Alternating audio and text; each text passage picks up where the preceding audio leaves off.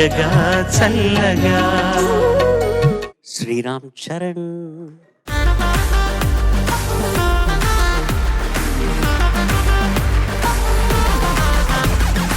Sriram sir, ఆ pant ఏదో తేడా ఉన్నట్టుంది ఆ ప్యాంట్కి. అది వాళ్ళందరూ నవ్వుతున్నారు. ఒకటి బ్లాక్ ఒకటి బ్లూ ఉంది ఏంటా అని. ఇంతసేపు మీతోనే కూర్చున్నాడు, అప్పుడు తెలియదా మీకు?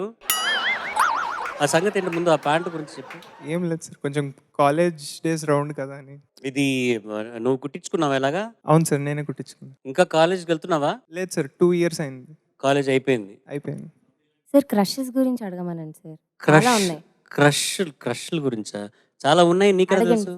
గర్ల్ ఫ్రెండ్స్ సార్, నాట్ క్రష్లు కాదు, గర్ల్ ఫ్రెండ్స్. స్టోరీస్ స్టోరీస్ అటు సైడ్ నుంచి వన్ సైడ్, ఇటు సైడ్ నుంచి వన్ సైడ్.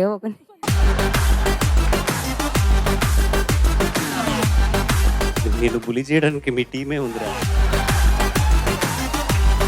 సరే, ఈ గర్ల్ ఫ్రెండ్ సంగతి ఏంటి? ఏం లేదు సార్ ప్రస్తుతం. ప్రస్తుతాన్ని గురించి నేను అడగట్లా, కాలేజ్ డేస్ లో గురించి అడుగుతున్నాం. కాలేజ్ ఏదో డేస్ క్రష్ అని ఏదో అంది లక్ష్మి. క్రషే సార్, గర్ల్ ఫ్రెండ్ అంటూ ఏం లేదు. Very bad behaviour. All the best, బాగా పాడు. Thank you sir. Charan sir sir, నన్నా వాడినా సార్? మంచి ప్రశ్న, నిన్నే. ఇప్పుడు మనం ఇది పాడుతా తీగ అంటే పాటల పోటీయే కదా. అవును సార్. పాటల పోటీలో కాలేజ్ వచ్చింది. ఇప్పుడు ప్రస్తుతానికి కాలేజీలో పాటల పోటీ గురించి మాట్లాడుకుందాం కాసేపు. సూపర్. అంటే నేనే మా కాలేజీలో 1976లో మా గవర్నమెంట్ జూనియర్ కాలేజ్ కొవ్వూరు, అక్కడ యాన్యువల్ డేకి పాటల పోటీ ఉందని చెప్పి అనౌన్స్ చేసి ఒక అబ్బాయి వచ్చి, మీ క్లాస్ నుంచి ఎవరన్నా ఉన్నారా కంటెస్టెంట్ నోట్ చేసుకోవడానికి వచ్చాడు. ఎవరెవరో 2-3 ఇచ్చారు పేర్లు. ధర్మవరం నుంచి సుబ్బారావు అనే ఒక అబ్బాయి కూడా ఇచ్చాడు, తన బాగా ఫేమస్ అక్కడ. నేను కూడా లేచి చెయ్యి ఎత్తబోతుంటే మా ఫ్రెండ్ సత్యనారాయణ నన్ను ఆపాడు. వద్దు, సుబ్బారావు వస్తే ఇంకంతే, మనం ఇంకెవరు మిగలం, అనవసరంగా నువ్వు పోటీ చేయొద్దు అన్నాడు. ఎవరి శక్తి వాళ్ళదే, పోయింది ఏముందని చెప్పి అతని మాట ఖాతరు చేయకుండా నేను పేరు ఇచ్చాను. పేరు ఇచ్చిన తర్వాత ఫైనల్గా యాన్యువల్ డే వచ్చింది. బుల్లిస్వామి నాయుడు గారు అని మ్యాథ్స్ లెక్చరర్, ఆయన కాలేజీలో చాలా పేరు, ఎందుకంటే మా కాలేజే స్టేట్ ఫస్ట్ వచ్చేది మ్యాథ్స్లో. ఆయన maths lecturer. Andhra Pradesh state first ఎప్పుడు కొవ్వూరే ఉండేది. దానికి కారణం ఆయన కృషి, ఆయన స్టూడెంట్ల మీద ఆయన చూపించే ఎక్స్ట్రా ప్రేమ, డిసిప్లిన్ అంత దానివల్ల. సో ఆయన అంటే హడలు కాలేజీలో అందరికీ కూడా, ప్రిన్సిపాల్కి కూడా. సో ఆయన కూడా ఉన్నారు అక్కడ, ప్యానెల్లో ఉన్నారు, ఆయన కార్యనిర్వాహకుల్లో ఉన్నారు. ఈ ధర్మవరం సుబ్బారావు పాపం, అతనికి ఫస్ట్ ఛాన్స్ వచ్చింది. మైక్స్ సిస్టమ్ ఇంకా సౌండ్ చెక్కలు లేవుగా, సరిగ్గా పనిచేయట్లేదు, జనం గోల్ పెడుతున్నారు. అతను ఎంచుకున్న పాట ఏంటంటే జగమే మాయా. జగమే మాయ లోలో స్టార్ట్ అవుతుంది. సెకండ్ లైన్ బ్రతుకే మాయ అంటే ఎవరికి వినబట్టలేదు అది. సో పాపం అతను మంచి సింగరే, కానీ మార్కులు రాకుండా పోయినాయి. తర్వాత నా వంతు వచ్చింది. నేను కొంచెం తెలివితేటలు ఉపయోగించి నేను ఎంచుకున్న పాట ఏంటంటే మానవుడు దానవుడిలో అణువు అణువున వెలసిన దేవ, బాలుగారు పాడింది. అది నేను సెలెక్ట్ చేస్తున్నాను. నేను పాడేటప్పుడు సెకండ్ చరణం కొంచెం రెచ్చిపోయి, జాతికి గ్రహణం పట్టిన వేళ మాతృభూమి మొరపెట్టిన వేళ అని వస్తుంది, వేరే రకంగా వస్తుంది చరణం. సో మైక్ బాగా పనిచేసినా చేయకపోయినా నా వాయిస్ అందరికి వినబడింది. ఇది 50% అయితే నేను ఫేవరెట్ స్టూడెంట్ ఎవరికి, బుల్లిస్వామి నాయుడు గారికి, మా మ్యాథ్స్ టీచర్కి. ఆయనకి ఇన్ఫ్లుయెన్స్ ఉంది. ఆయన మిగతా జడ్జిలు ఇలా కూర్చున్నారు, 3. వాళ్ళ దగ్గరికి వెళ్ళి చెవిలో, ఈ అబ్బాయికి మార్కులు బాగా రావాలి, లేకపోతే మీ పని చెప్తున్నాను.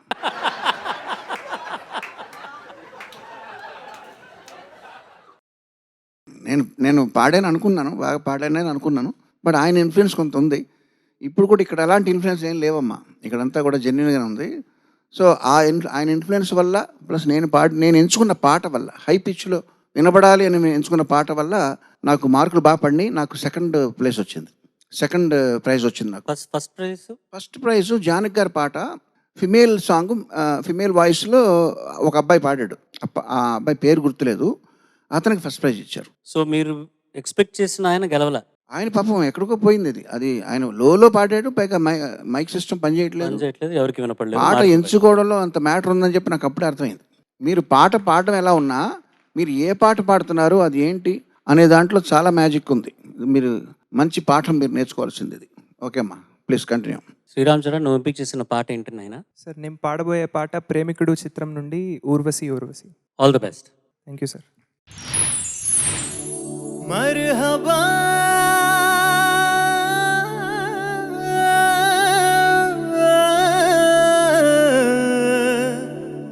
మర్హబా మర్హబా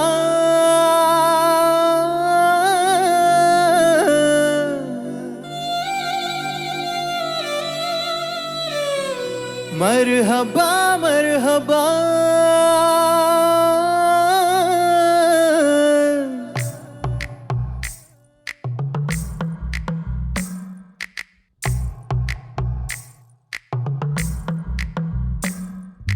Urvashi Urvashi take it easy Urvashi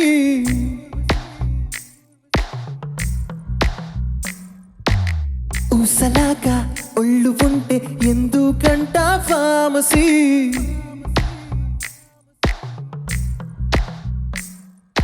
Urvashi Urvashi take it easy Urvashi ఊసలాగా ఒళ్ళు ఉంటే ఎందుకంట ఫామసీ గెలుపుకి సూత్రమే take it easy పాలసీ నింగిలో వెరుపులా యవ్వనం ఒక fantasy Urvashi Urvashi take it easy Urvashi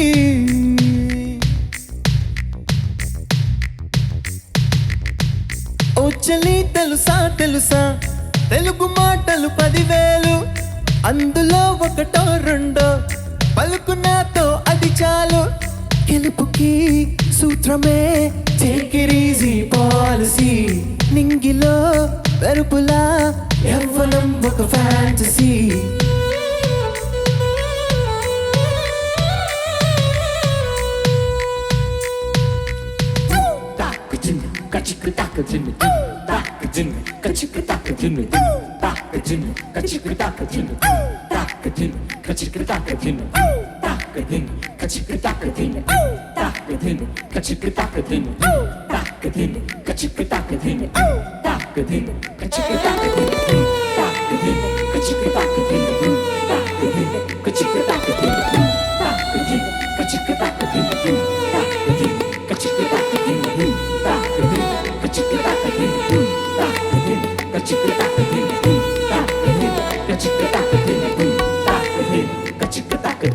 చిత్రలహరిలో current పోతే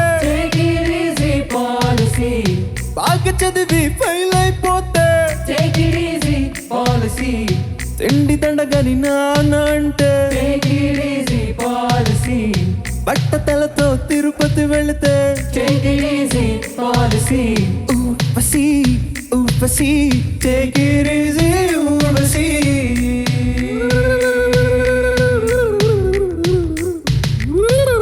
ఓ చలి తెలుసా తెలుసా జీవనాడులు ఎన్నెన్నో తెలుపవే చిలక చిలక ప్రేమ నాడి ఎక్కడుందో గెలుపుకి సూత్రమే take it easy పాలసీ నింగిలో మెరుపులా యవ్వనం ఒక ఫ్యాంటసీ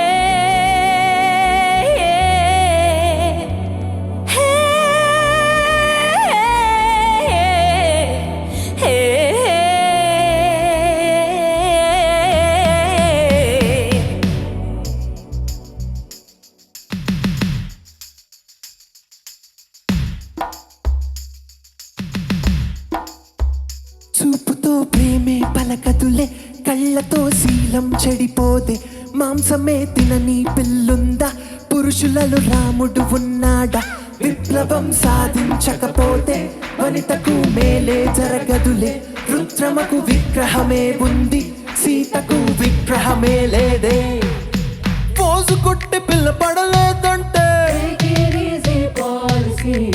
పక్క సీటులు అవ్వే ఉంటే సండే రోజు పండగ వస్తే నచ్చిన చిన్నది అన్నా అంటే policy Urvashi take it easy Urvashi ఊసలాగా ఒళ్ళు ఉంటే ఎందుకంట ఫామసీ గెలుపుకి సూత్రమే take it easy పాలసీ ఎంగిలో మెరుపులా యవ్వనం ఒక ఫ్యాంటసీ పగలు నిన్ను చూడని కన్నులకు రాత్రిలో కన్ను కొట్టి ఏం లాభం స్వేచ్ఛయే నీకు లేనప్పుడు స్వర్గమే ఉన్నా ఏం లాభం ఫిగరులా సందడి లేకుండా క్లాసుకి వెళ్ళి ఏం లాభం 20లో చెయ్యని అల్లరులు 60లో చేస్తే ఏం లాభం.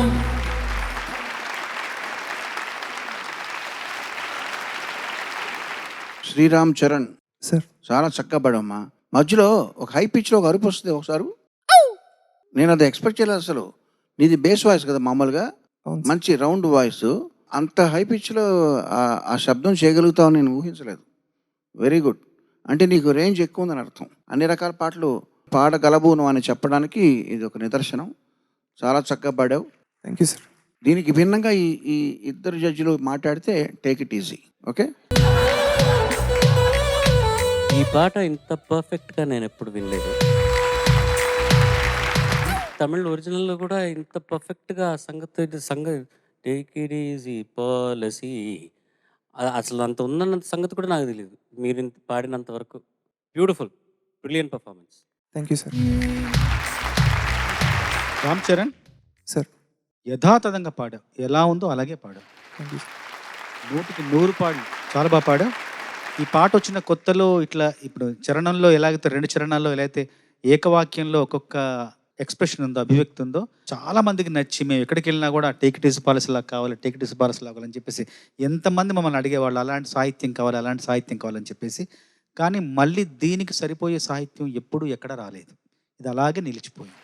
అంత మంచి సాహిత్యం అంటే ఆ తరానికి, ఆ కాలానికి, ఆ కాలపు ఆలోచనలకు తగినట్టుగా ఈ పాట ఉంది. అందువల్లే ఇది ఎలా నిలిచిపోయింది. మళ్ళీ దానికి సరిపోయే పాట, సరితూగే పాట ఎవరు ప్రయత్నించలేదు, రాలేదు కూడా. Thank you sir.